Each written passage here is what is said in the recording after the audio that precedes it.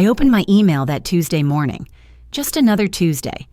Coffee in my favorite mug, the chipped ceramic one with "World's Best Mom" that Michael gave me when he was 10. The kitchen was quiet, sunlight coming through the window over the sink. A normal morning in Phoenix. Subject line: Final guest list confirmation. Reynolds Martinez wedding. My son's wedding. 2 weeks away. I'd been waiting for this email. Seating arrangements, probably. Or maybe they needed my dietary preferences for the reception. I clicked it open. The email was from the venue coordinator. Professional, friendly. Please review the attached guest list and confirm all names are spelled correctly. I scrolled through the attachment. 150 names, alphabetical order, Vanessa's parents, Robert and Patricia Martinez, her brother, her aunts, uncles, cousins I'd never met, Michael's college roommate, his coworkers from the financial firm, friends from high school I barely remembered.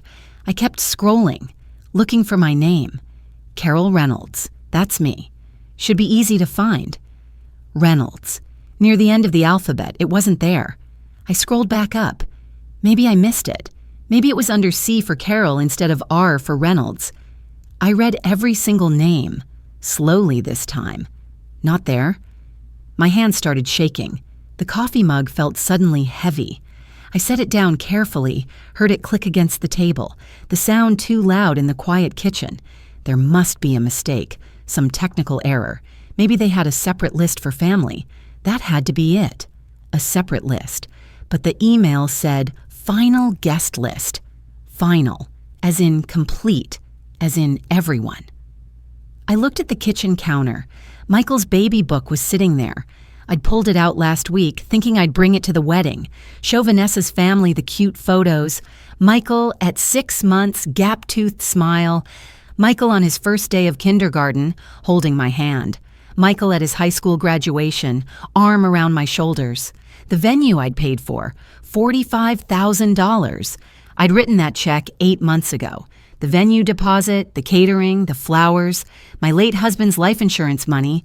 Dave died 12 years ago, and I'd been careful with that money. Careful. Until Michael said he was getting married. Mom, Vanessa, and I want a beautiful wedding. Something special. But we're just starting out, and the costs... He trailed off, looked at me with those eyes. The same eyes from the baby book. Could you help? Of course I could help. He's my only child, my son, and now my name wasn't on the guest list. I picked up my phone, opened Facebook. I shouldn't have, but I did. Vanessa had posted an hour ago a photo of the wedding invitations, cream-colored, elegant script. 2 weeks until the big day. Can't wait to celebrate with everyone. 63 comments. Friends congratulating her. Friends I didn't recognize. Some of Michael's college buddies, his coworker Jennifer. So excited. Can't wait to be. There. See you in 2 weeks. They were invited. All of them. Just not me.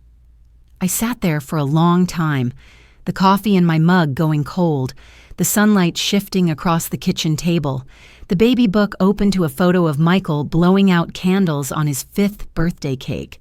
I'd made that cake from scratch, chocolate with vanilla frosting, his favorite. I would never see him the same way again. I didn't know it yet, sitting there in my quiet kitchen, but something had broken, something that wouldn't be fixed with explanations or apologies. I picked up the phone. He answered on the first ring. Michael, it's Mom. His voice was bright, too bright. Hey, Mom, what's up? I took a breath. I just got the email from the venue, the guest list. Silence.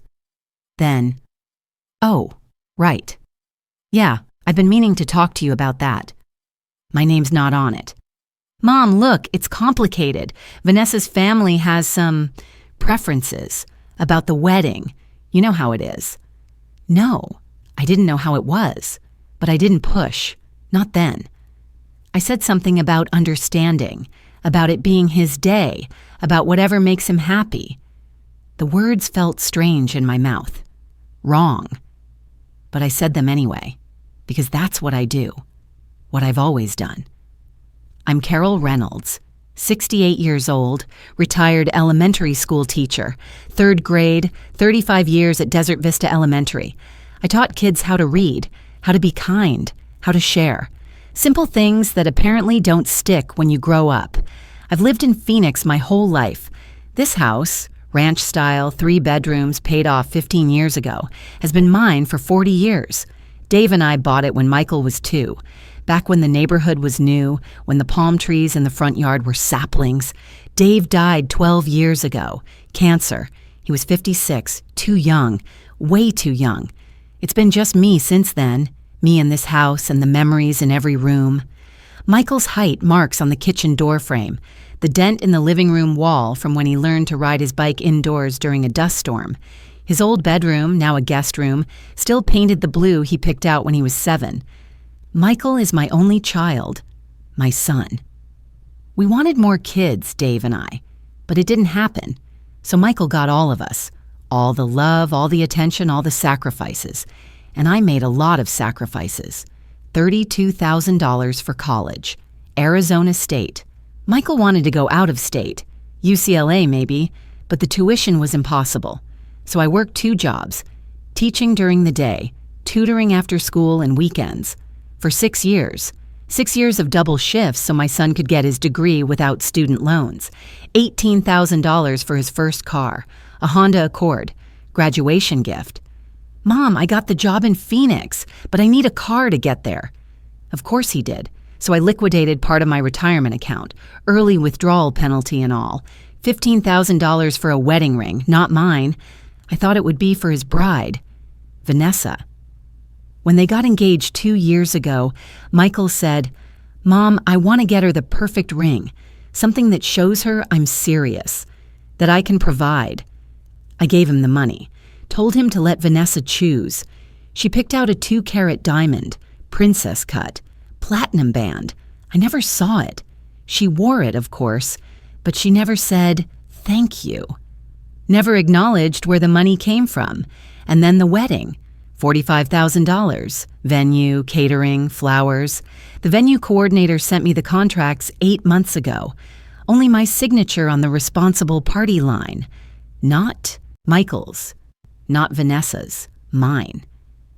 "Mom, we're just starting out," Michael said, "and Vanessa's family is already paying for so much.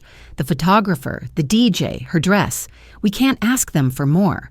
But if you could cover the venue..." $110,000, over 20 years. I thought I was building his future.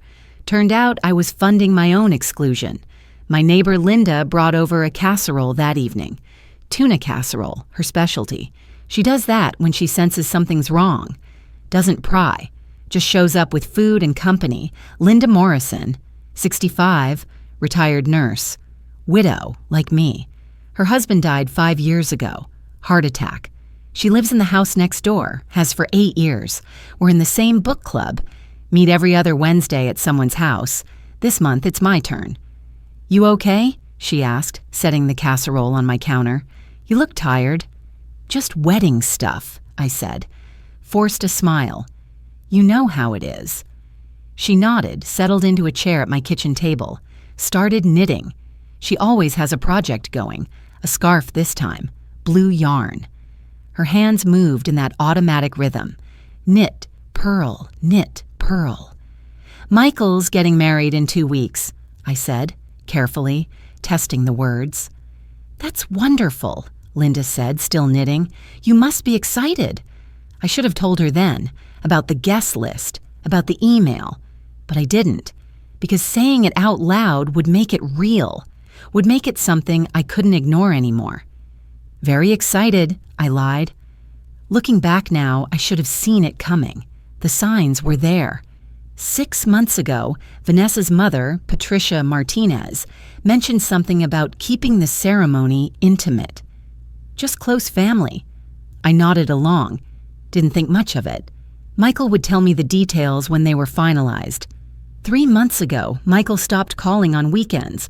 We used to talk every Sunday, without fail. 10 years of Sunday phone calls. Then they just stopped. When I called him, he was always busy. "Can I call you back, Mom? We're at brunch with Vanessa's parents. Or, sorry, Mom, we've got wedding planning stuff. I told myself it was normal. He was busy. Planning a wedding takes time. He'd call when things settled down. He never did. I spent that evening in the garden, weeding the flower beds. I do that when I'm stressed. Hands in the soil, pulling weeds. Something physical I can control. Something that makes sense. Pull the bad thing out. Let the good thing grow. But some weeds have deep roots, and you don't see them until it's too late. Michael met Vanessa 3 years ago at a corporate retreat, some team-building weekend in Sedona. He came back talking about this amazing woman, smart, driven, beautiful. She's a marketing director, Mom, works for her dad's company, tech stuff. They're really successful. I met her twice.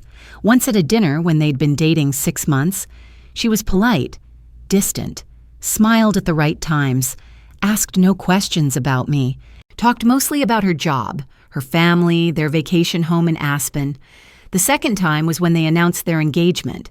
Michael brought her to my house, Sunday afternoon. She looked around like she was cataloging everything, the worn furniture, the outdated kitchen, the family photos on every surface. "This is lovely," she said, in that tone people use when they're lying. So, cozy. Cozy. That's code for small, for modest, for not enough. Her mother, Patricia, is worse.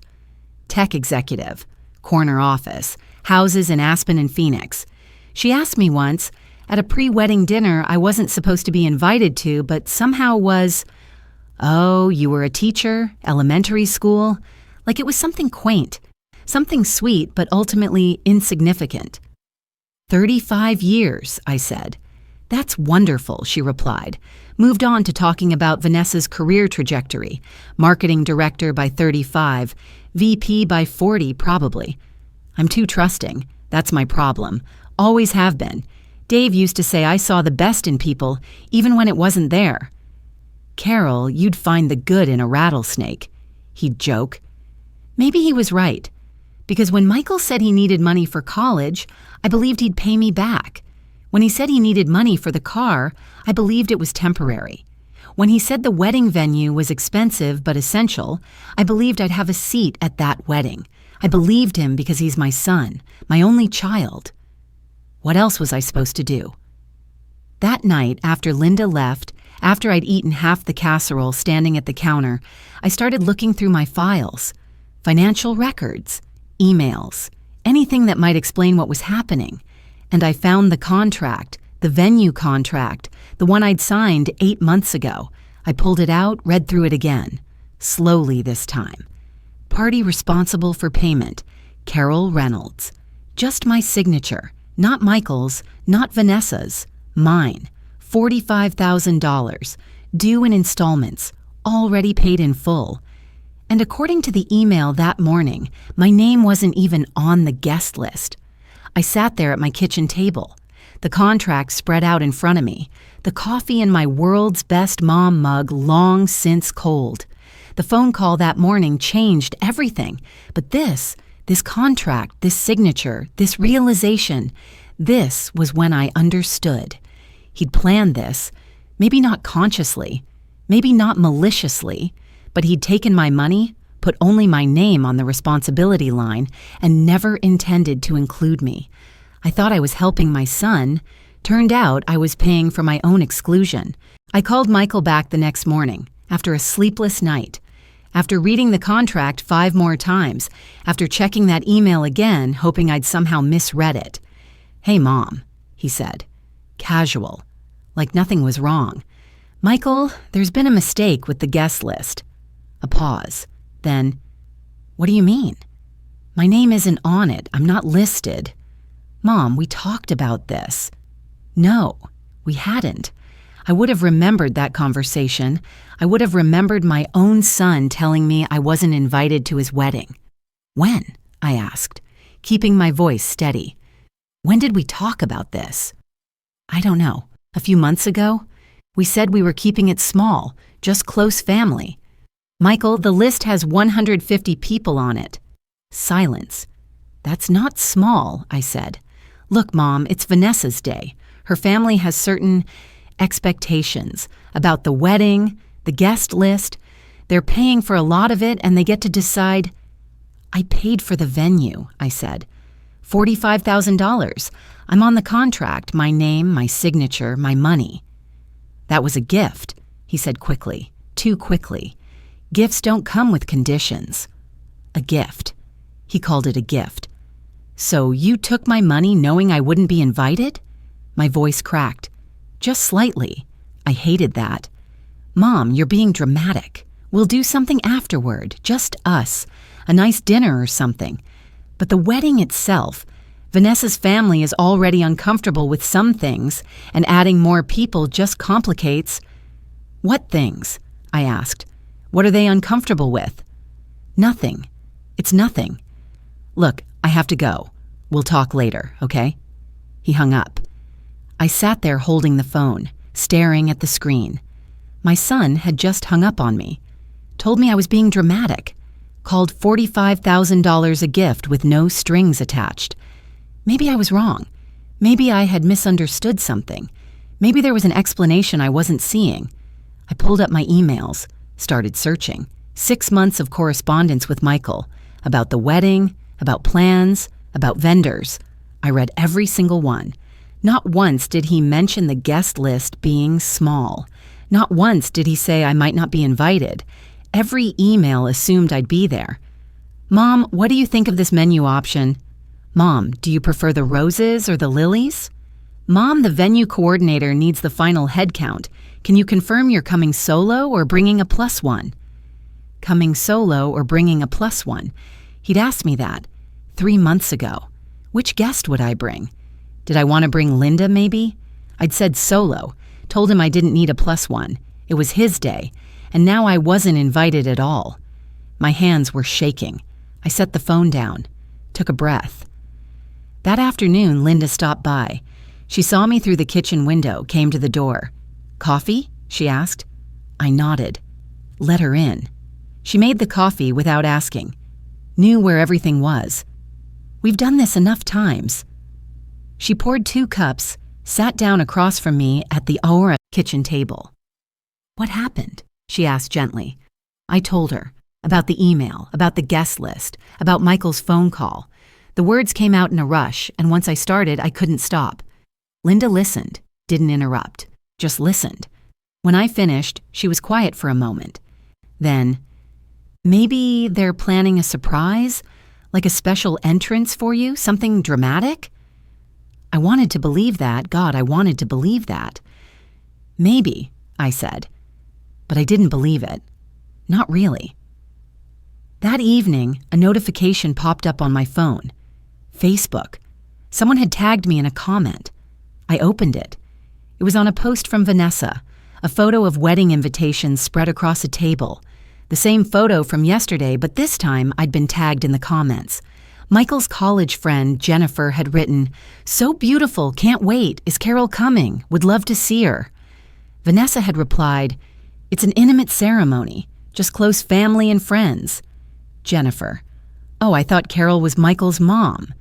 Vanessa, "She is, but we're keeping the guest list tight, I'm sure she understands." I stared at that comment. Read it 3 times. I'm sure she understands. But I didn't understand. Not at all. I clicked on Vanessa's profile, scrolled through her recent posts, found one from 2 weeks ago, a photo of her and Michael at dinner with her mother Patricia. The caption, "Sunday dinner with my favorite people.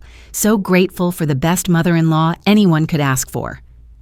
The photo showed Vanessa hugging Patricia, both of them smiling at the camera, the best mother-in-law anyone could ask for. Not me, her mother. I spent the next 3 hours going through every piece of wedding information I could find. Emails, texts, Facebook posts, the venue's website, and then Linda forwarded me something, a link. "Someone in book club sent this to me," she wrote. "Is this Michael's wedding?" I clicked it. Wedding website. Michael and Vanessa Reynolds Martinez, October 30th. There was a page for the venue, photos of the ballroom I'd paid for, details about the ceremony location, the reception timeline, the menu, and a guest list page. Password protected, but the preview showed the count. 150 confirmed guests. I tried passwords. Michael's birthday, Vanessa's birthday, their anniversary. Nothing worked. But I didn't need to see the full list. I already knew what it would say. I grabbed my laptop, opened my email account, started a new folder, labeled it Wedding Evidence. I spent the rest of that night compiling everything. Every email from Michael about the wedding, every text message, every receipt for the payments I'd made, the venue contract, the catering invoice, the florist's confirmation. I created a timeline, a spreadsheet, every dollar spent, every conversation had, every promise made. Somewhere around midnight, I found another email from 7 months ago. Michael forwarding me something from the venue coordinator. Mom, can you sign this and send it back? Just the contract. The coordinator needs it ASAP. I'd signed it without reading carefully, trusting him, because he's my son. The email had his note at the top. Below that, the venue coordinator's original message. To Michael Reynolds, CC, Vanessa Martinez. Subject, final contract for review. Attached is the final contract for the Reynolds-Martinez wedding. Please note that the responsible party listed is Carol Reynolds, as discussed. Michael and Vanessa will not be listed as financially responsible. Please have Ms. Reynolds review and sign at her earliest convenience. As discussed, they'd discussed removing their names from the contract, putting only mine, making sure only I was liable. 7 months ago. They'd planned this 7 months ago. I sat back in my chair, the laptop screen glowing in the dark kitchen, the house silent around me. This wasn't a mistake. This wasn't a miscommunication. This wasn't even a last-minute decision because of Vanessa's family. This was deliberate. He'd taken my money, ensured I was solely responsible, and excluded me from the wedding, all while asking me about menu choices and flower arrangements like I'd be there to see them. That night, I couldn't sleep. I lay in bed staring at the ceiling, thinking about every moment I'd missed, every red flag I'd ignored. Patricia Martinez suggesting an intimate ceremony 6 months ago. I thought she meant small and meaningful. Michael stopping the Sunday calls 3 months ago. I thought he was busy with wedding planning. Vanessa posting about her perfect mother-in-law 2 weeks ago. I thought it was a mistake, a slip of the tongue. It wasn't. I'd been naive, trusting, too willing to see the best in people like Dave always said. But I wasn't stupid. The next morning, I went to my filing cabinet, pulled out 6 months of bank statements, credit card statements, every financial record related to the wedding. I spread them across the kitchen table. My war room, I started calling it in my head. Papers everywhere. Highlighters, sticky notes, a legal pad for notes. Michael called that afternoon. I saw his name on the screen. Let it go to voicemail. Hey, Mom, just checking in. Sorry about yesterday. I didn't mean to. Look, can we just talk? Call me back. I didn't call back. Instead, I kept working, documenting, building my case, because that's what this was now, a case. I sat at my kitchen table with 6 months of bank records, contracts, emails, screenshots, a timeline that stretched from 9 months ago to today. And then I saw it. The pattern I'd missed, the pieces I hadn't connected. This wasn't just about the wedding. This was about everything. Every dollar I'd ever given him. Every sacrifice I'd made. And I realized something else. I was done being the person who gave without asking questions. The pattern was this. I'd been paying for everything, and I'd been doing it with only my name attached. I pulled the bank statements from the past 9 months, highlighted every transaction related to the wedding. August 15th, venue deposit, wire transfer, $15,000, memo, Reynolds Martinez. Wedding venue, September 1st, catering deposit, check, $12,000. September 20th, floral deposit, credit card, $5,000. October 1st, venue balance wire transfer, $13,000. Every single payment came from my accounts, my checking, my savings, my credit card, and every single payment was made by me alone. I found the venue contract again. This time I read every word, every line of fine print. Page 3, Section 7, Financial Responsibility. The undersigned party agrees to be solely responsible for all payments associated with this event. In the event of cancellation, the undersigned party is responsible for all fees as outlined in Section 12. The venue reserves the right to pursue legal action against the undersigned party for any unpaid balances. The undersigned party. Singular. I turned to the signature page. One signature line, one name, Carol Reynolds. My handwriting, my signature. Dated 8 months ago. No space for Michael's signature. No space for Vanessa's. Just mine. I held that contract for a long time. Just held it. The paper felt ordinary. Standard weight, black ink on white. Nothing special about it except what it meant. My signature, my money, my responsibility. And I realized, sitting there at my kitchen table at 2 a.m, he'd planned this from the start. Not impulsively, not last minute. 8 months of planning. 8 months of making sure only my name was attached, only my liability. He'd asked me to sign it quickly. Mom, can you sign this and send it back? The coordinator needs it ASAP. I'd signed it without reading carefully, without questioning why his name wasn't on it. Because he's my son, because I trusted him. I sat there holding that contract, my signature, my money, and I realized he'd planned this from the start. But that was just the beginning. I went back to my emails, started from 9 months ago, read forward chronologically. April 10th. Michael's email. Mom, Vanessa, and I found the perfect venue. It's called Desert Sky Ballroom. Beautiful space. They have availability for October 30th, but we need to put down a deposit soon or we'll lose the date. Can you help with that? I'll send you the coordinator's info. April 15th. Venue coordinator's email to me. Ms. Reynolds, thank you for your inquiry about the Reynolds-Martinez wedding. Attached is our standard contract and payment schedule. Please review and return at your earliest convenience. May 1st.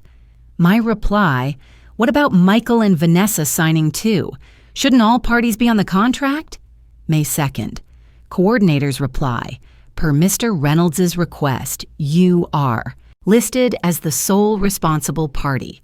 If you'd like to discuss contract terms, please let me know and I can arrange a call with Mr. Reynolds. Per Mr. Reynolds' request, he'd requested that I be the sole responsible party. He'd told them specifically, to put only my name on the contract. I kept reading, May through October, dozens of emails about menu choices, floral arrangements, seating charts, the timeline for the ceremony. Every email assumed I'd be there. Mom, do you prefer the chicken or the fish? Mom, what do you think of these centerpieces? Mom, the coordinator needs to know if you're bringing a +1. Not once, not in 12 months of emails, did he say I wouldn't be invited. Not once did he mention the guest list being small. Not once did he prepare me for being excluded. I printed everything, created a folder, labeled it in my careful teacher handwriting, email evidence, April to October. I opened a document on my laptop, started typing. A timeline, every email, every payment, every conversation, dated, documented. This is what 35 years of teaching does to you. You learn to document everything, every interaction, every incident, every piece of evidence. The next morning, I took screenshots of the wedding website, the guest list preview showing 150 confirmed guests, the venue page with photos of the ballroom I'd paid for, the menu page listing the chicken and fish options I'd helped choose. I saved Vanessa's Facebook posts, the one about wedding invitations, the one about her perfect mother-in-law, her mother, not me, the comments from people asking if I'd be there. Vanessa's reply, it's an intimate ceremony. Intimate. 150 people.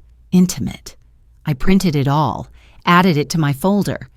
By afternoon, I had a stack of paper 3 inches thick, but I needed more than just my evidence. I needed validation. Professional validation. I called my financial advisor, Grace Chen. I'd been working with him for 15 years, since Dave died. Jerry, it's Carol Reynolds. Do you have a few minutes? Of course, Carol. What can I help you with?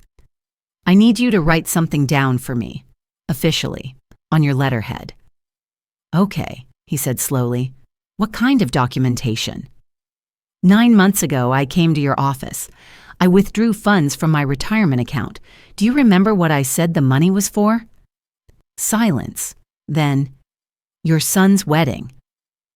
And did I say anything about attending? Another pause. Longer this time.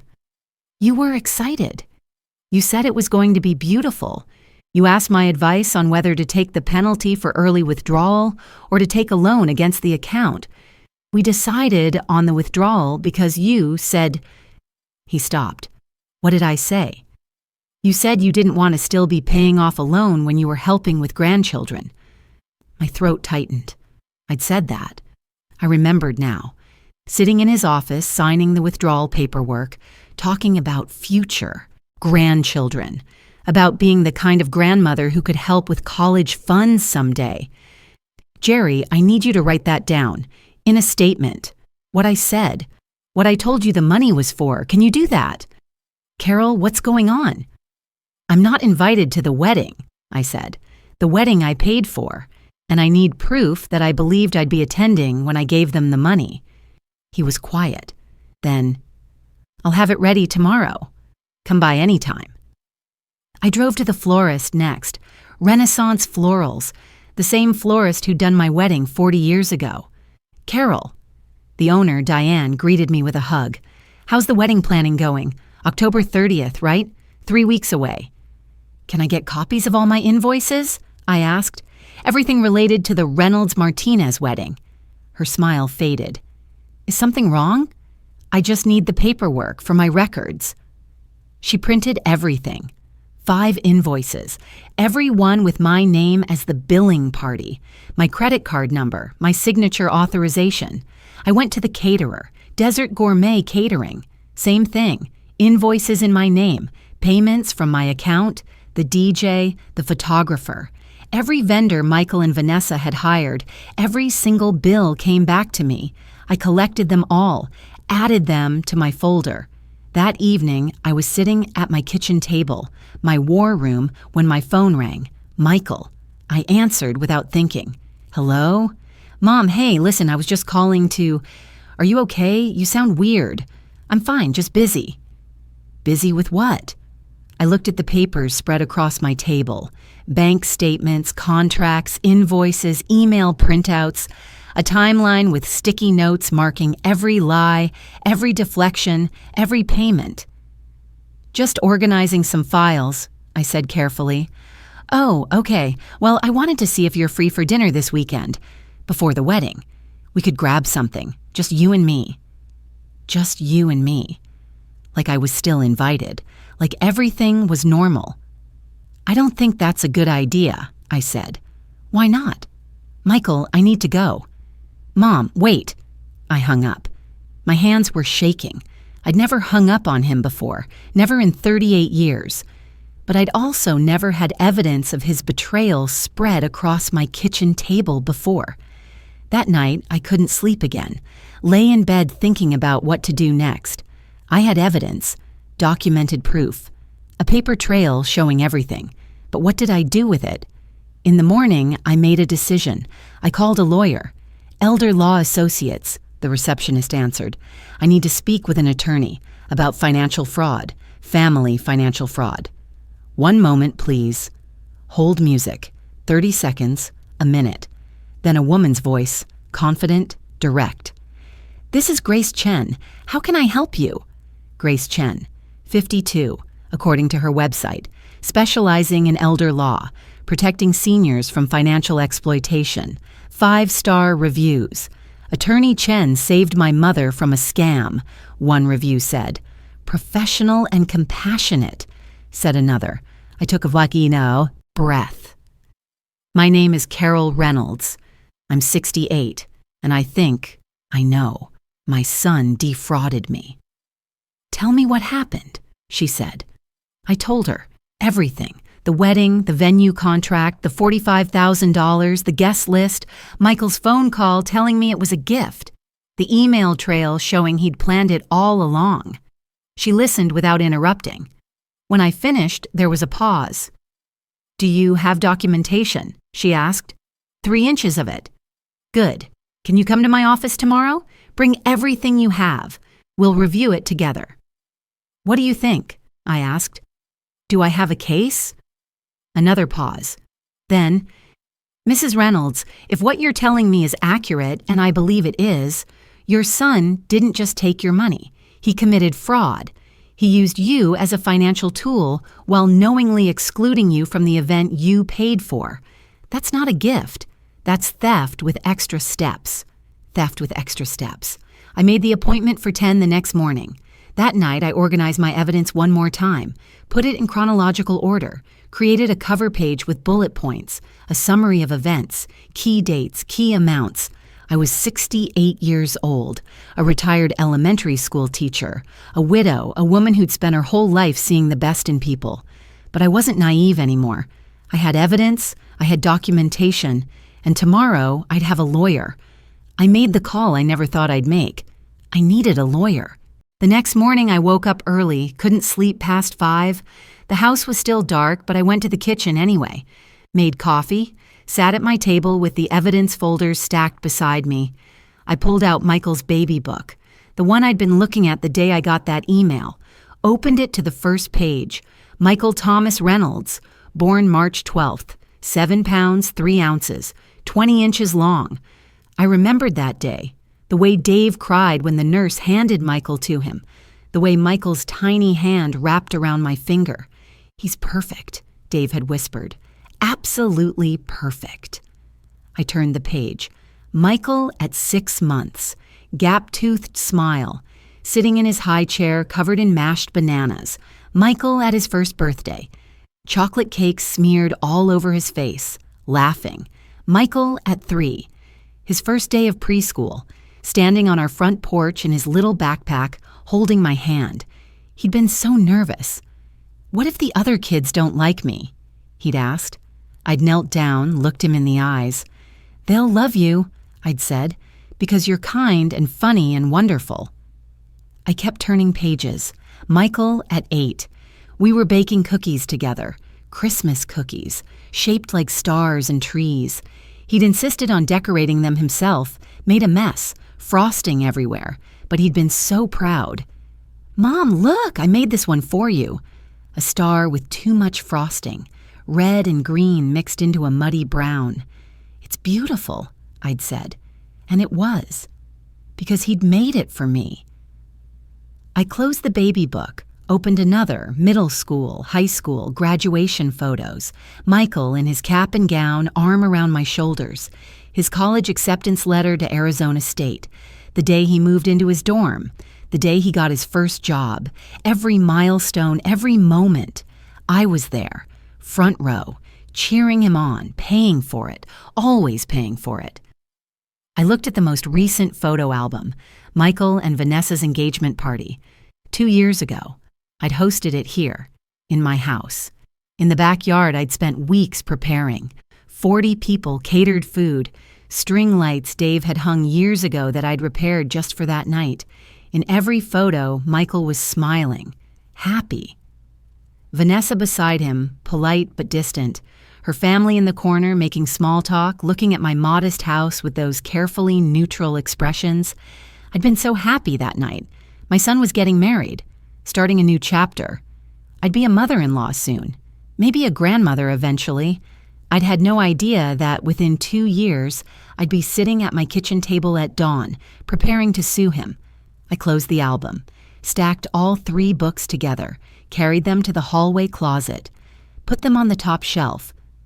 Behind the winter coats I rarely needed in Phoenix. Out of sight. Not thrown away. I couldn't do that, but stored. Put away. For later. Maybe. I walked down the hall to Michael's old bedroom. The guest room now, but still his room in all the ways that mattered. The walls were still painted the blue he'd picked when he was 7. Ocean blue, he'd called it. The bookshelves still had some of his old things: a Little League trophy from 5th grade, a science fair ribbon, his high school letterman jacket hanging in the closet, a framed finger painting from preschool, handprints, small hands. "I love you, Mommy," written in his teacher's handwriting at the bottom.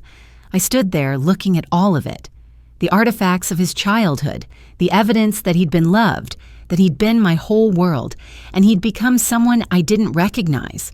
I started packing, carefully, the trophy first, wrapped in newspaper, then the ribbon, the finger painting, his baby blanket folded at the bottom of the closet, a stuffed bear he'd slept with until he was 10. I wasn't erasing him. I was choosing myself. That distinction mattered. I packed 2 boxes, labeled them, stored them in the garage, beside Dave's old tools and the Christmas decorations, things I couldn't use right now but couldn't let go of either. When I was done, the room looked different, cleaner, more like a guest room, less like a shrine. I showered, dressed carefully, professional. A blouse Dave had always liked. Slacks. Minimal jewelry. The person I used to be when I taught. Confident, capable, in control. Grace Chen's office was in North Phoenix, a small practice, Elder Law Associates. The building was modest, professional but not flashy. I liked that. The receptionist smiled. "Mrs. Reynolds, Attorney Chen is ready for you." Grace's office was organized, neat. Bookshelves lined with law books, a desk covered with neat stacks of files, framed certifications on the wall. She stood when I entered, shook my hand, firm grip. "Mrs. Reynolds, thank you for coming. Please sit." I sat, put my folder on her desk. 3 inches of evidence. She looked at it, then at me. "You've been busy." 35 years of teaching, I said. "I know how to document things." She smiled, small, professional. "Let me see what you have." I watched her read. She didn't skim. She read every page, every email, every invoice, every bank statement, made notes on a legal pad. Her expression didn't change. Professional, focused. After 40 minutes, she looked up. "This is thorough," she said. "Very thorough. You have a strong case." "What kind of case?" I asked. "Fraud. Potentially. Your son took your money under false pretenses. He led you to believe you'd be attending an event that you paid for. He made you solely financially responsible while knowingly excluding you. That's not a gift. That's exploitation." The word hit me. Exploitation. "What do you want, Mrs. Reynolds?" Grace asked, leaning forward, direct eye contact. "Do you want your son back, or do you want your money back?" I thought about it. Really thought about it. The baby who'd wrapped his hand around my finger, the boy who'd made me muddy frosting stars, the teenager who'd called every Sunday from college, the man who'd hugged me at his engagement party, and the man who'd hung up on me when I questioned him, who'd called $45,000 a gift with conditions, who'd planned this exclusion for 8 months. "I want my dignity back," I said. Grace nodded. "Once. Then we file suit." "For what?" "Return of funds, $45,000, plus legal fees, plus damages for emotional distress if we can prove it. We argue fraud. You gave money under the reasonable expectation of attendance. He took that money knowing you wouldn't be invited. That's actionable." "What are the chances we win?" "With this evidence? Strong. Very strong. The contract showing only your name. The emails showing he requested that. The guest list showing you excluded. Your financial advisor's testimony about your expectations. It's a solid case." I sat there, in that office, looking at $45,000 in contracts spread across her desk, the evidence of my son's betrayal, the documentation of how I'd been used, and I didn't recognize the person who'd signed those contracts. Hopeful, trusting, believing the best in people. That woman was gone. The woman sitting in this office was different, stronger, angrier, clearer about what needed to happen. "What do I do?" I asked. "You authorize me to file," Grace said. "I draft the complaint. We serve your son. He has 30 days to respond. We go through discovery, exchanging evidence, taking depositions. Then we try to settle. If we can't settle, we go to trial. But most of these cases settle. Once he sees the evidence, once he realizes what he's facing, he'll likely want to negotiate. How long does it take? 6 months. Maybe a year. Depends on how much he fights it. A year. A year of legal battles with my own son. A year of depositions and lawyers and court filings. But also a year of standing up for myself. A year of demanding accountability. A year of proving I wouldn't be used. Do it, I said. File the suit. Grace pulled out a retainer agreement, explained the fees, hourly rate, costs, expenses. It wasn't cheap, but I had the money. The money I'd been careful with for 12 years. The money I'd saved instead of spending. The money I'd planned to use for grandchildren someday. I signed the agreement. One more question, I said. If I do this, if I sue him, we're done. As mother and son, there's no coming back from this. Probably not, Grace said, honest. Lawsuits tend to destroy relationships, especially family relationships. You need to be prepared for that. I am, I said, and I was, because the relationship was already destroyed, had been destroyed the moment he'd signed that contract with only my name on it. The moment he'd decided I was worth $45,000, but not a seat at his wedding. I left Grace's office with a copy of the retainer agreement. The lawsuit would be filed within a week. Michael would be served. And then it would be real, public, legal, no going back. I drove home slowly, thinking about everything. About the baby in the photo album. About the boy baking cookies. About the man who'd become a stranger. About the woman I used to be and the woman I was becoming. When I got home, I went to my bedroom, opened my jewelry box, found the wedding ring, the $15,000 ring I'd bought for Vanessa, the one I'd never given her. It was still in its box, velvet, unopened, a promise never kept. I held it for a moment, then put it back, closed the jewelry box. It was my late husband's money, Dave's life insurance, and it would stay with me, not go to a woman who'd helped my son exclude me. The ring would stay, a reminder of what I'd almost given away, of what I'd saved. 6 weeks after that email, I filed a lawsuit against my son. Michael's lawyer called the next morning. They wanted to settle. Michael didn't call that day, or the next. A week went by. Silence. I told Linda. Couldn't keep it from her anymore. She came over one evening with coffee and that worried expression she gets when she knows something's wrong.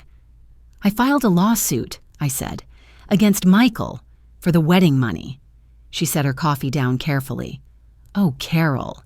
He took $45,000, put only my name on the contract, and excluded me from the wedding. That's fraud. Linda was quiet for a long moment. Then, what can I do? Nothing, just be my friend. That's enough. She squeezed my hand, always. By the end of the week, Linda had told Margaret. Margaret told the rest of book club. I came home one afternoon to find a casserole on my doorstep. Tuna, Linda's recipe. A note. We're here. The book club ladies. They didn't ask questions, didn't pry, just showed up. Margaret brought scones every Wednesday. Susan called to check in. Diane invited me to a movie. Small gestures. Quiet support. That's what I needed. Not intervention, not advice, just presence. But Michael was telling a different story. My cousin Sarah called. Her voice was careful, cautious. Carol, I heard about the lawsuit from Michael. He said, you're trying to ruin his marriage. I'm trying to get my money back, I said. He said the money was a gift, that you're upset about the guest list and now you're punishing him. Sarah, did he tell you he put only my name on the contract? That he planned to exclude me 8 months before he told me? Silence. I didn't think so, I said. Sarah didn't call again after that. Chose Michael's version. Chose the story that made sense to her. The story where the difficult mother was overreacting, not the story where the son had committed fraud. I lost her, lost contact with her side of the family. Michael's college friends started blocking me on Facebook. People who'd known me for years, who'd been at Michael's graduation party, suddenly acting like I was the problem. Michael was good at this, at spinning narratives, at making himself the victim. The legal process was slow, agonizing. Grace filed the complaint in late September. Michael was served at his office. According to Grace, he'd been shocked and upset, refused to sign the acknowledgement. The process server had to leave the papers on his desk. October, discovery began, both sides exchanging documents. Grace requested everything: emails, texts, financial records, phone logs. Michael's lawyer dragged his feet, asked for extensions, claimed they needed more time to compile evidence. November, depositions scheduled. Michael's deposition, Vanessa's deposition, my deposition, all scheduled for January. December. Michael's lawyer filed a motion to dismiss, argued the money was a gift, no obligation to return. Grace filed a response, detailed every piece of evidence, the contract, the emails, the timeline. The judge scheduled a hearing for February, January depositions. My deposition was first. 3 hours of Michael's lawyer asking me questions. Did your son ask for this money? Yes. Did he promise to repay you? No, but he led me to believe I'd attend. Did you sign the contract voluntarily? Yes, because I trusted him. So you're suing your son because you're hurt? No, I'm suing because he committed fraud. Michael's deposition was after mine. I wasn't allowed to attend. But Grace told me later.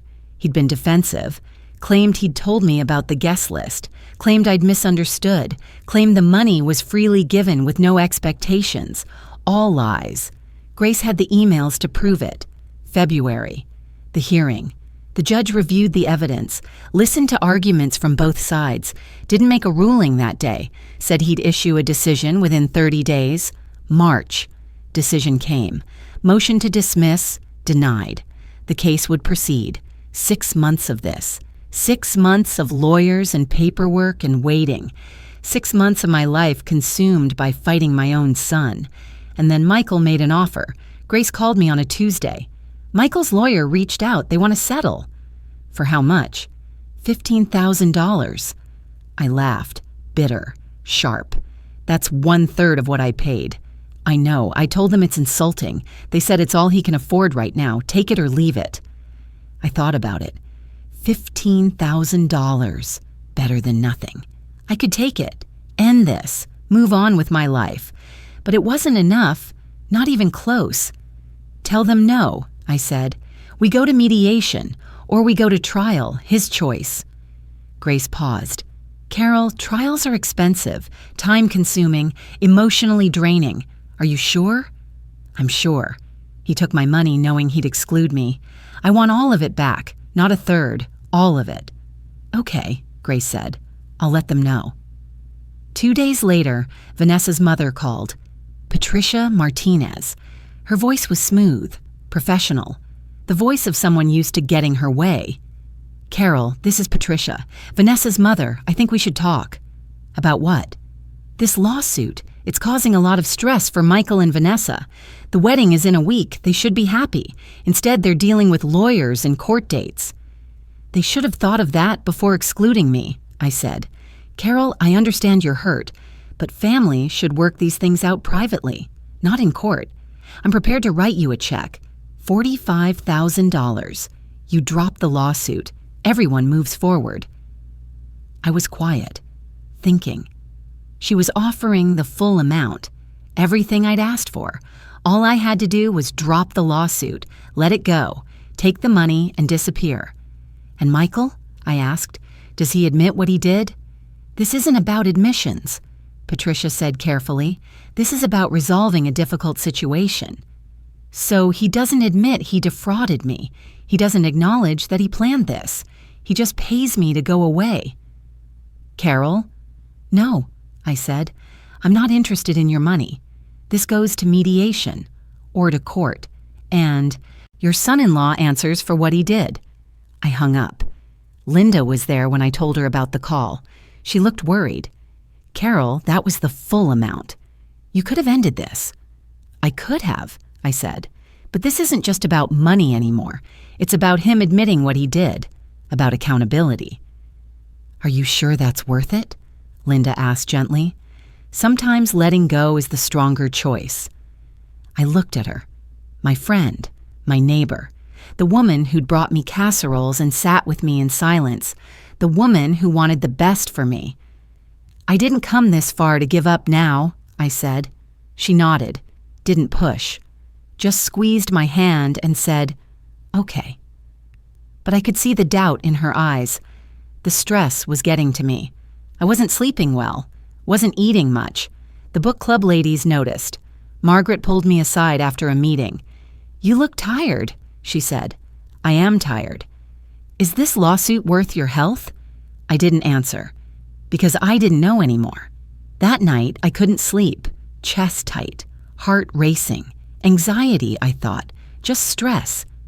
But at 2 a.m, the pain was worse, sharp, radiating down my left arm. I couldn't catch my breath. I called 911. The paramedics came, ran tests, EKG, blood work, loaded me into the ambulance. Linda rode with me. She'd heard the sirens, came over in her pajamas, held my hand the whole way to the hospital. The ER doctor was young, calm. Mrs. Reynolds, your tests are clear. No heart attack, no cardiac damage. What you experienced was a panic attack. Severe, but not life-threatening. A panic attack, I repeated. Stress can do this, he said gently, especially prolonged stress. Are you under a lot of pressure right now? I almost laughed. You could say that. He prescribed anti-anxiety medication, told me to follow up with my primary care doctor, told me to reduce stress where I could. Reduce stress. Like I could just decide to stop caring. Like I could just let this go. Linda drove me home at dawn. Neither of us spoke much. She helped me inside, made me tea, sat with me until the sun came up. Carol, she said finally, I have to ask, is this worth it? Your health? Your peace? Maybe taking that $15,000 or Patricia's $45,000, maybe that's the right choice. Maybe letting go is how you win. I looked at my kitchen table, the one that had become my war room, the evidence folders still stacked there. 6 months of legal battles, 6 months of fighting my own son. I'm 68 years old, I said. I don't have time for this stress, but I also don't have time to let people walk all over me. If I stop now, what does that say? That I can be used? That I'll back down if someone pushes hard enough? It says you're choosing your health, Linda said. Or it says, I'm weak. You're not weak, Carol. You're exhausted. She was right. I was exhausted, bone tired, drained in ways I'd never been before. But I wasn't done. The next day, I called Grace. Set the mediation. Let's finish this. Are you sure? Grace asked. After your ER visit? I'm sure. I didn't come this far to give up now. Grace scheduled the mediation for 2 weeks later, April 15th. Both sides would sit down with a mediator, present evidence, try to reach a settlement. If no settlement, we'd proceed to trial in June. 2 weeks. That's all I had to wait. I spent those 2 weeks trying to rest, trying to take care of myself. The book club ladies helped. Margaret brought meals. Susan took me to a movie. Diane invited me to her garden club meeting. Small distractions, moments of normalcy, but underneath everything, the countdown. 14 days, 13, 12. One evening, a week before the mediation, there was a knock at my door. I looked through the window. Michael. He stood on my porch, alone. No Vanessa, no lawyer, just him. I opened the door but didn't invite him in.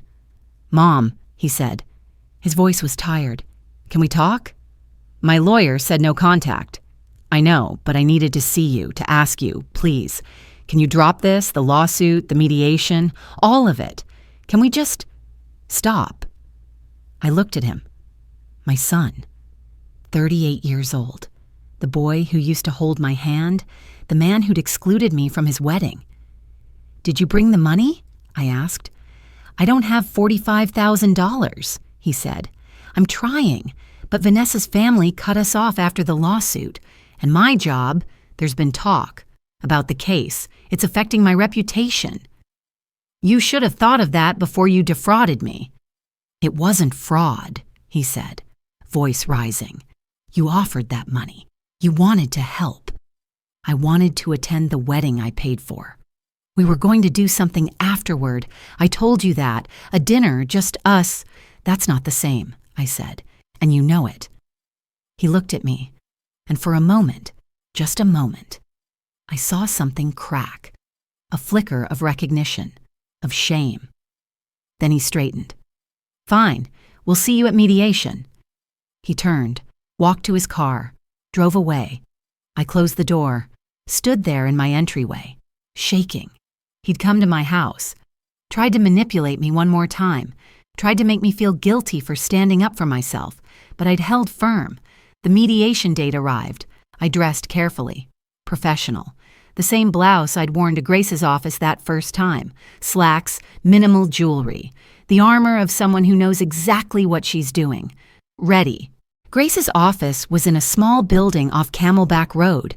Professional, neutral.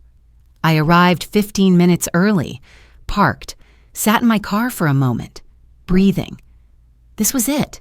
7 months since that email, 7 months of evidence gathering and legal filings and sleepless nights, all leading to this room, this conversation.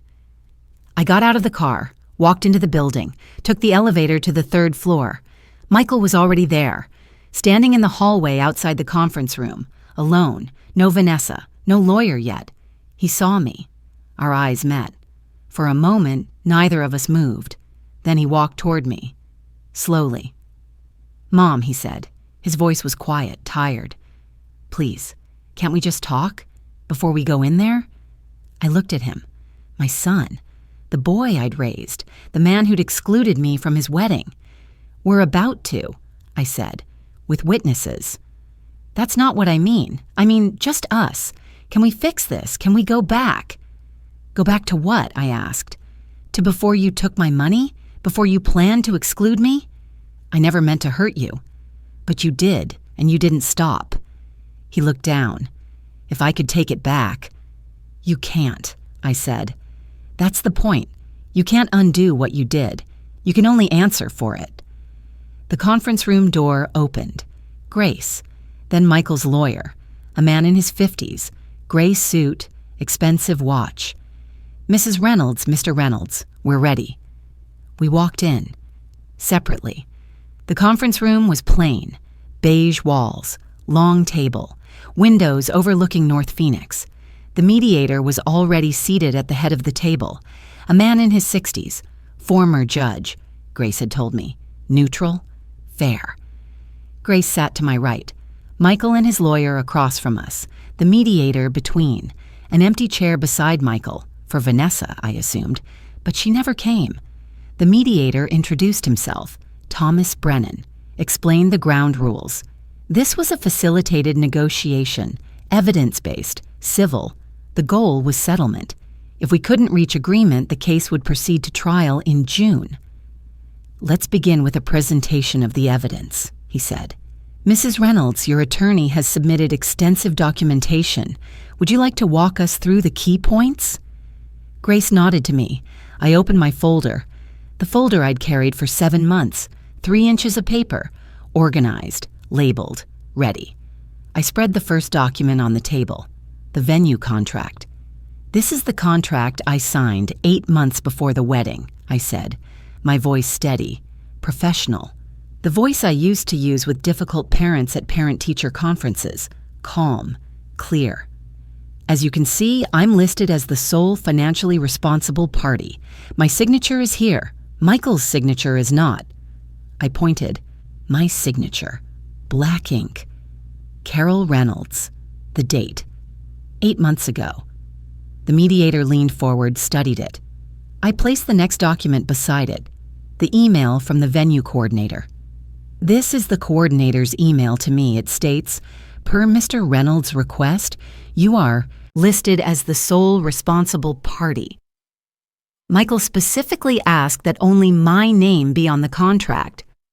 Michael's lawyer shifted.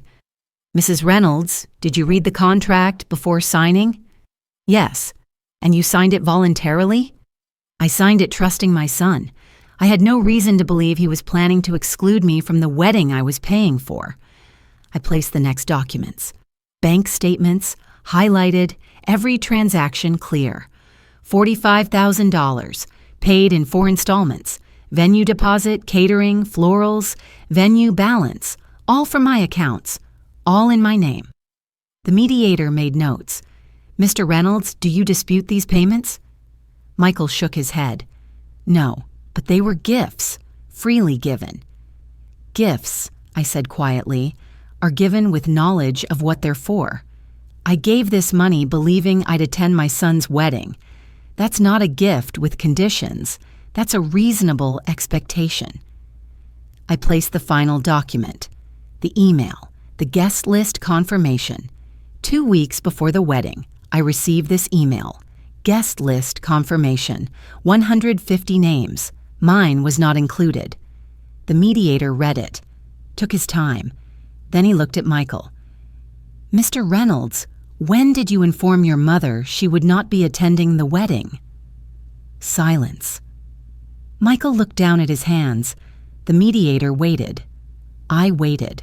Grace waited. Finally, Michael spoke. We discussed keeping it small, family only. Mrs. Reynolds, the mediator said, did you and your son discuss the guest list being limited? No, never. Not once in 12 months of wedding planning did he mention I might not be invited. The mediator turned to Grace. You've submitted email correspondence. Is there any mention of Mrs. Reynolds being excluded? No, Grace said. We've reviewed 12 months of emails. Not one mention of a small wedding. Not one mention of her exclusion. In fact, the emails show Michael asking Mrs. Reynolds about menu choices, seating preferences, and whether she'd bring a guest, all of which implies she'd be attending. The mediator made more notes, then looked at Vanessa's empty chair. Ms. Martinez was invited to this mediation. She's not present? Michael's lawyer cleared his throat. Ms. Martinez felt her presence would be inflammatory. She's provided a written statement. I'd like to hear from Ms. Martinez directly, the mediator said. Did she know Mrs. Reynolds had paid for the wedding? Michael's lawyer hesitated. She was aware Mrs. Reynolds had contributed financially. Contributed? I said. I paid for everything, the entire venue. Not contributed, paid. The mediator looked at Michael. Mr. Reynolds, did your wife know your mother paid $45,000 for the wedding venue? Michael shifted. She knew Mom helped with costs. That's not what I asked. Did she know your mother paid $45,000 and was solely financially responsible? Another pause. Then, not the full amount. Not at first. When did she learn the full amount? After the lawsuit was filed. The mediator sat back. So your wife didn't know your mother had paid $45,000, and your mother didn't know she wasn't invited. Does that sound like transparent communication to you? Michael said nothing. The mediator turned to me. Mrs. Reynolds, what outcome are you seeking? Return of funds, I said. $45,000, and a no-contact agreement. I can't have him in my life anymore. Michael's head snapped up. Mom, that's not anger, Michael. That's self-preservation. The mediator made notes, then addressed Michael. Mr. Reynolds, why was your mother excluded from the wedding? Michael looked at his lawyer. The lawyer nodded slightly. Permission to speak. Michael took a breath. Vanessa's family had concerns about appearances, about the guest list being appropriate. Appropriate how? Michael's voice dropped. They said my mother would embarrass us. The word hung in the air. Embarrass. Why would your mother embarrass you? The mediator asked. Michael didn't answer. I did. Because I'm a retired teacher. Because my house is modest. Because I don't have money like Vanessa's family. Because I'm not impressive enough. Michael closed his eyes. That's exactly it, I said. You were ashamed of me, ashamed of where you came from. So you took my money and excluded me, used me financially but not socially. When he finally looked at me, his eyes were wet. I was ashamed, he said quietly. Of being ashamed of you, I knew it was wrong. But Vanessa's parents, they made it clear. If you came, they'd pull their funding. The honeymoon, the down payment on our house, everything. And he trailed off. You chose them, I finished. You chose their money and their approval over your own mother. I'm sorry, he said, voice breaking.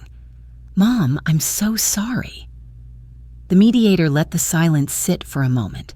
Then, Mr. Reynolds, did you tell your mother any of this? About Vanessa's family's concerns? About the choice you were making? No. Why not? Because I knew she'd be hurt, and I didn't want to deal with it. So you took her money, led her to believe she'd be attending, and hoped she wouldn't find out until it was too late? Michael's lawyer put a hand on his arm. My client has acknowledged poor judgment. This isn't poor judgment, I said. This is fraud. He took my money under false pretenses. That's a crime. The mediator nodded. Let's talk about resolution. Mr. Reynolds, are you prepared to return the $45,000? Michael looked at his lawyer. The lawyer spoke. My client is willing to negotiate a payment plan.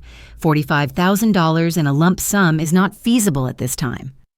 How much can you pay? The mediator asked. $15,000 now, the remainder over 3 years. I shook my head. No, all of it. Now, within 60 days. Mrs. Reynolds, the mediator said, 3 years is a reasonable... He had my money within weeks of asking for it, I said. He can find a way to return it within 60 days, sell something, borrow from Vanessa's family, I don't care how, but I want my money back, all of it, soon. Michael turned to Vanessa's empty chair, as if she were there, then back to me. Mom, Vanessa's family cut us off. After the lawsuit, we don't have $45,000. You had it when you took it from me. We spent it on the wedding. Then you figure out how to return it. That's not my problem. The mediator looked between us. Mrs. Reynolds is requesting full payment within 60 days. Mr. Reynolds, is that possible? Michael looked at his lawyer. The lawyer whispered something. Michael closed his eyes, then nodded. We'll find a way. And the no contact agreement? The mediator asked. That's non-negotiable, I said. He doesn't call, doesn't visit, doesn't contact me. If he violates that, I go back to court. Michael leaned forward, tears streaming now. Mom, if I pay you back, will you forgive me? Can we fix this? I looked at him for a long moment. The boy who used to climb into my lap, the teenager who called every Sunday from college, the man who'd become a stranger. When he finally said it, I was ashamed. I didn't feel vindicated. I felt sad for both of us, but mostly for the relationship we'd never get back. Some betrayals don't heal. This was one. I'll cash the check, I said quietly. I'll update my estate plan, and I'll move forward with my life. That's not an answer, he said. Yes, it is, I replied. Forgiveness isn't for sale, Michael, and neither am I. Not anymore. The mediator drafted the settlement agreement. Both lawyers reviewed it, made notes, suggested changes. It took 2 hours, $45,000 to be returned within 60 days. No contact agreement in place. Legal fees split. If Michael failed to pay, I could pursue judgment and wage garnishment. Grace read it to me, line by line. Are you comfortable with these terms? I nodded. Then sign here. I signed, my handwriting neat, careful. The signature of a woman who knew exactly what she was doing. Michael signed across from me, his hand shaking. Done. It was done. I stood, gathered my papers, put them back in the folder I'd carried for 7 months, the evidence of my son's betrayal. I reached into my purse. pulled out a small velvet box. The wedding ring. The $15,000 ring I'd bought for Vanessa. I placed it on the table, slid it toward Michael. "This was my husband's mother's ring," I said, "the one I bought for Vanessa. I wanted Michael to give it to his bride, but he gave me to strangers instead. So you can have it back. Consider it a down payment." Michael stared at the box, didn't touch it. "Mom?" "We're done here," I said. I walked out. Grace followed. We got into the elevator. The doors closed. "You okay?" she asked. "I will be," I said. 60 days. That's how long I had to wait for the money and for my new life to begin. The check arrived on day 58. Certified mail. I signed for it. Stood in my kitchen holding the envelope.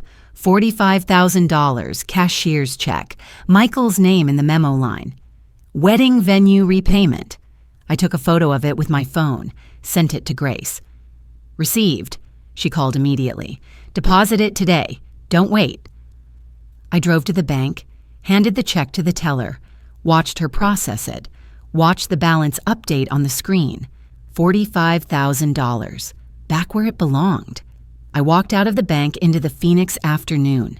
The sun was bright, the air hot. Everything looked the same as it had 2 months ago, as it had 7 months ago. But I was different. I went to my attorney's office that afternoon, signed the final paperwork. The no-contact order was now enforceable. Michael couldn't call, couldn't visit, couldn't contact me in any way. If he violated it, I could file for contempt of court. Grace handed me copies of everything. "You did it," she said. "We did it," I corrected. She smiled, small, professional. "How are you feeling?" I thought about it. Relieved and tired, mostly tired. "That's normal. You've been fighting for 7 months. Give yourself time to rest." I updated my estate plan that week, met with an estate attorney, changed my will. Everything, the house, the retirement accounts, the life insurance, would go to the Arizona Teachers Foundation, a scholarship fund named for my late husband, Dave Reynolds, for students pursuing education degrees. The will included a specific line, "To my son, Michael Thomas Reynolds, nothing. He has already received more than his share." The attorney raised an eyebrow when I dictated that line, but he typed it. No questions. The scholarship fund would be $200,000. Life insurance plus the house sale, whenever that happened. Money that would help future teachers. People who chose a profession because they loved it, not because it paid well. That felt right. Word traveled fast. My cousin Sarah heard about the settlement, called to apologize. "Carol, I'm sorry. I should have believed you. Michael told us you were being vindictive, but I should have known better." "It's okay," I said, and I meant it. People believe what makes sense to them. Michael's version made sense. Mine required accepting that a son could betray his mother. Michael's college friend, Jennifer, reached out on Facebook, a private message. "Carol, I just heard what really happened. I'm so sorry. Michael told us you declined the invitation because of health issues. We had no idea you weren't invited at all." Health issues. He told people I'd declined, made me the one who chose not to attend. I didn't respond. What was there to say? Linda came over the day after the check cleared, with coffee, with that knowing smile she gets when she's been proven right. "You did it," she said. Squeezed my hand across my kitchen table. I did. "How does it feel?" "Strange. I fought for 7 months to get here. And now that I'm here, I don't know what to do next." Linda was quiet for a moment. Then, "Do you remember when I told you about my son? The one who borrowed $20,000 and never paid it back?" I nodded. "I filed a small claims case last month," she said. "Watching you stand up for yourself, it made me realize I could too, should too. I'm 65 years old. I don't have endless time to wait for him to do the right thing." "What happened?" "He settled, agreed to a payment plan, $500 a month for 40 months. It's not everything, but it's something. And more than that." She paused. "He knows I won't let him walk all over me anymore. That matters." I reached across the table, took her hand. "I'm glad." You inspired that, she said. You inspired me. Grace called a week later. Not about the case. The case was closed. This was different. Carol, I wanted you to know. This case. Your case. It's made me think about my own mother. What about her? She was scammed by my brother 10 years ago. He told her he was investing her retirement money. Instead, he used it to pay off gambling debts. By the time she found out, most of it was gone. She never sued, said she couldn't take her own son to court. She died 3 years later, bitter, angry. Never got justice. I'm sorry, I said. I became an elder law attorney because of her, Grace said. Every case I take it's a proxy for what I couldn't do for my own mother. And watching you fight, watching you demand accountability, it gave me closure I didn't know I needed. I'm glad it helped. I'm referring several clients to a new pro bono program I'm starting, Grace said. For seniors who've been financially exploited by family but can't afford legal representation. Would you be willing to serve as a volunteer advisor? Share your experience? Help them understand what's possible? I thought about it. About those 7 months of fighting. About the evidence folders and the court dates and the stress. About standing up for myself when it would have been easier to let it go. Yes, I said. I'd like that. Margaret from book club invited me to lunch the following week. A nice restaurant. Her treat, she insisted. Over salads, she told me her story. My daughter Emily asked me for $30,000 last year. Said it was for her business, a new marketing venture, needed startup capital. I gave it to her. Haven't seen a dollar back. Did you have a contract? I asked. Margaret shook her head. She's my daughter. I didn't think I needed one. What happened? The business failed, or maybe it never existed. I don't know. She won't talk to me about it. Changes the subject every time I bring it up. Margaret looked down at her plate. Last month, she called, asked for another $20,000 for her daughter's private school tuition. What did you say? I said no. Margaret looked up, met my eyes. I said no, Carol. For the first time in my life. I told her I couldn't afford it, that I'd already given her $30,000, that I needed to protect my own retirement. How did she react? She hung up on me. We haven't spoken since. Margaret's voice was steady. And you know what? I'm okay with that. Watching you fight for your money, watching you refuse to settle for less than you deserved, it made me realize love doesn't mean letting people take advantage. Sometimes love means saying no. I reached across the table, squeezed her hand. I'm proud of you. I'm proud of you too, she said. 3 weeks after the settlement, a letter arrived. No return address. Phoenix postmark. Michael's handwriting. I almost didn't open it, but curiosity won. I sat at my kitchen table, opened the envelope, unfolded the letter.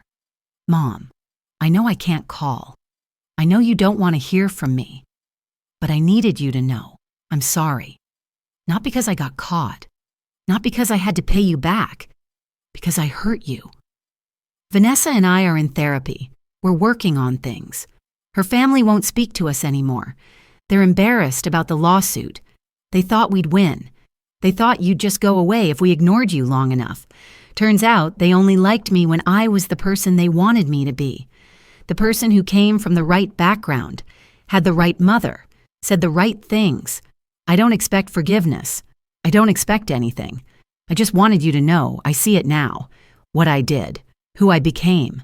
The son you raised wouldn't have done this. Somewhere along the way, I became someone else. Someone I don't like very much. I'm sorry. Michael, I read it twice. Folded it carefully. Put it in a drawer in my desk. The drawer where I kept other things I didn't know what to do with. Old birthday cards. Letters from Dave. Things that mattered once. I didn't respond. He was sorry. Good. But sorry didn't undo betrayal. Sorry didn't give me back those 7 months of stress. Sorry didn't restore the relationship we'd had, and I was done being the person who forgave just to keep the peace.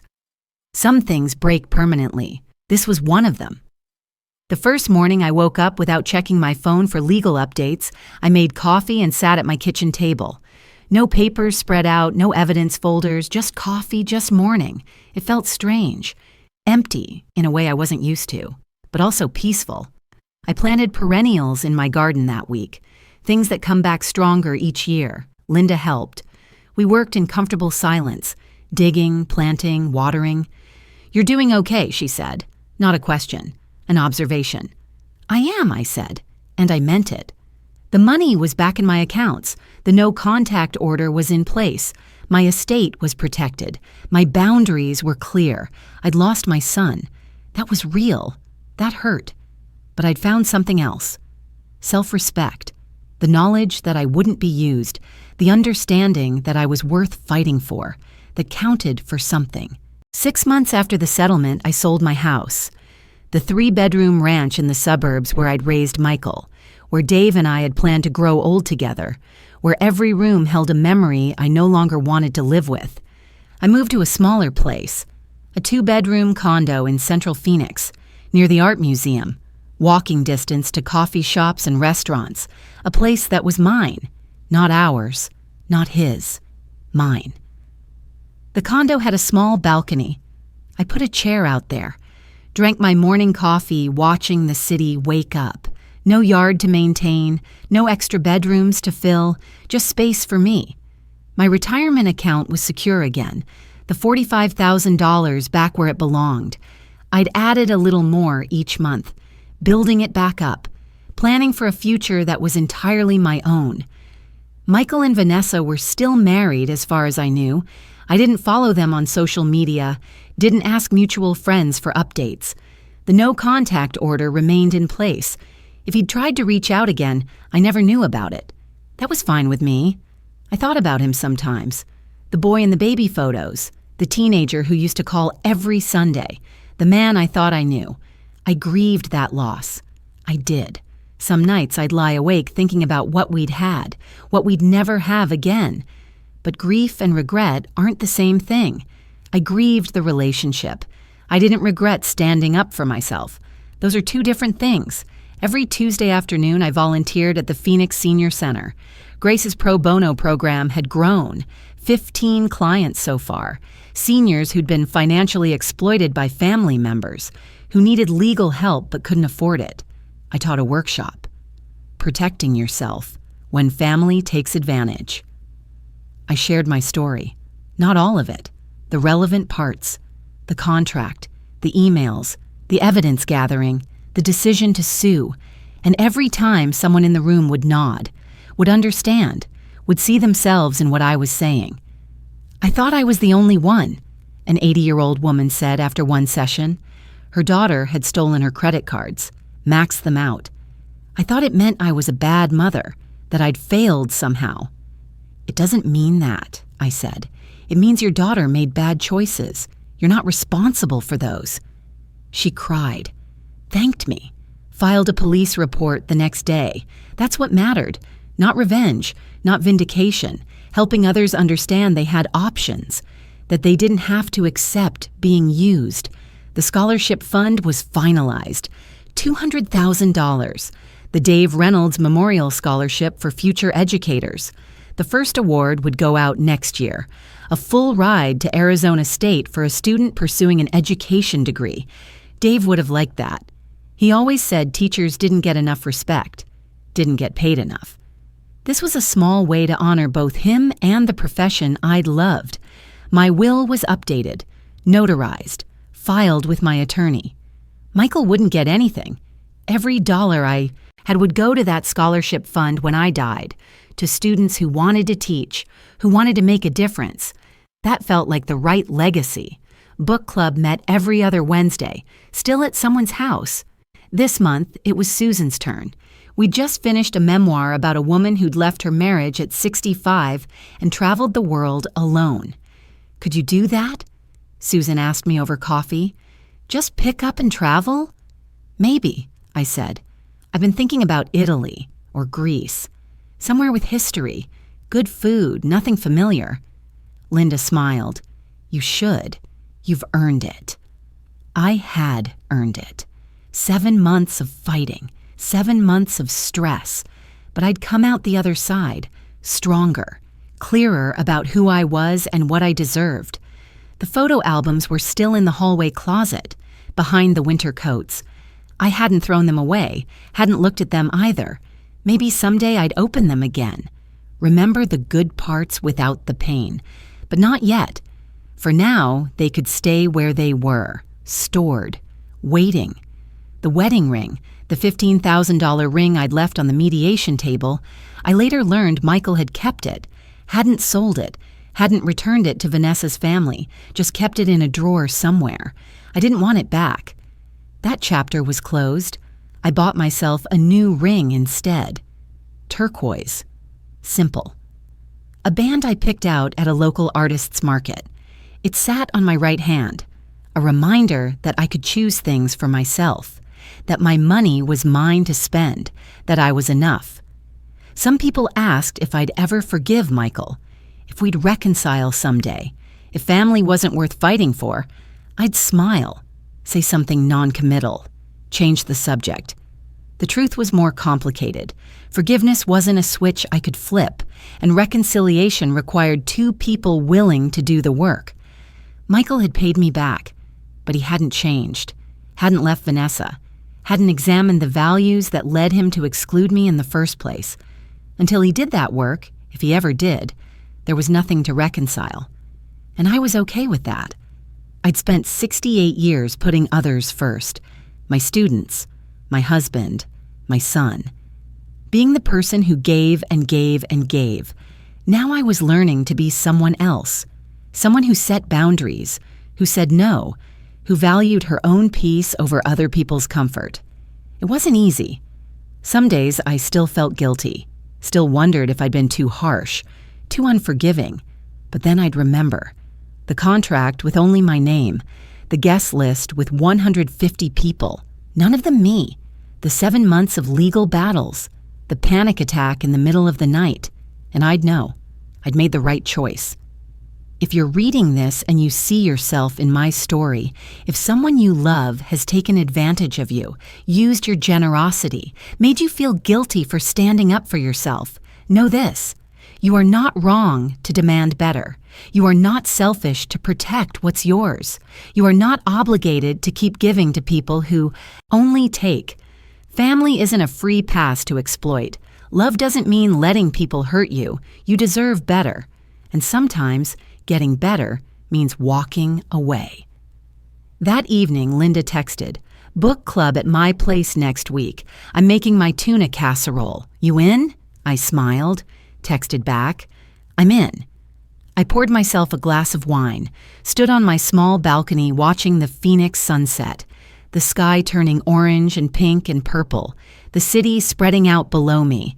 I was 68 years old, retired, alone in a new condo with a turquoise ring on my hand and a scholarship fund in my late husband's name. I'd lost my son, but I'd found myself.